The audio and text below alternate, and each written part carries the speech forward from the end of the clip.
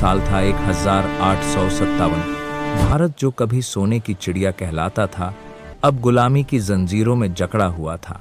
East India company जो व्यापार के बहाने भारत आई थी, धीरे धीरे पूरे देश की मालिक बन बैठी। किसानों पर भारी कर लगाए गए, राजाओं से उनके राज्य छीने गए और भारतीय सैनिकों को अपनी ही धरती पर दूसरे दर्जे का इंसान बना दिया गया। हर तरफ असंतोष था, लेकिन डर भी था। अंग्रेज न सिर्फ शासन कर रहे थे, बल्कि भारतीय समाज, धर्म और परंपराओं में भी हस्तक्षेप करने लगे थे। सती प्रथा पर रोक, विधवा विवाह और जमीन से जुड़े नए कानून, कई सुधार थे, लेकिन इन्हें जबरदस्ती लागू किया गया। भारतीयों को लगा उनकी पहचान, उनका धर्म और उनका सम्मान सब खतरे में है। और तभी एक छोटी सी चिंगारी एक बड़े तूफान का कारण बन गई। कारतूस विवाद। 1857 में ब्रिटिश सेना ने एनफील्ड राइफल दी। इस राइफल की कारतूस मुंह से काटनी पड़ती थी। अफवाह फैली कि इन कारतूसों पर गाय और सूअर की चर्बी लगी है। हिंदुओं के लिए गाय पवित्र थी, मुसलमानों के लिए सूअर हराम। यह सिर्फ अफवाह नहीं थी, यह भरोसे के टूटने की शुरुआत थी। भारतीय सैनिकों ने कारतूस लेने से इनकार कर दिया। मंगल पांडे 29 मार्च 1857, बैरकपुर, एक साधारण सिपाही मंगल पांडे, उसने अंग्रेज अफसर पर गोली चलाई। यह गोली किसी इंसान पर नहीं, गुलामी पर चली थी। मंगल पांडे को फांसी दे दी गई, लेकिन अंग्रेज यह नहीं समझ पाए। उन्होंने एक सिपाही नहीं, एक विचार पैदा कर दिया था। मेरठ का विद्रोह।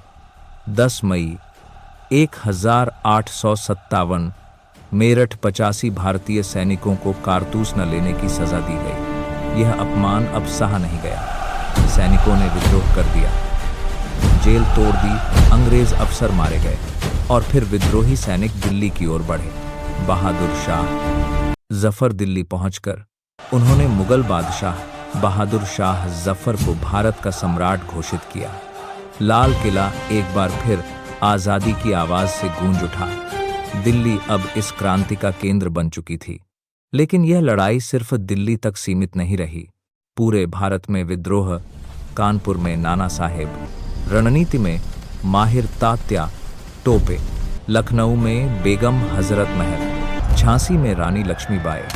रानी लक्ष्मीबाई, मैं अपनी झांसी नहीं दूंगी। यह सिर्फ एक वाक्य नहीं था, यह एक चुनौती थी ब्रिटिश साम्राज्य को। रानी लक्ष्मीबाई घोड़े पर सवार होकर तलवार उठाती हैं, एक महिला, लेकिन साहस में किसी से कम नहीं।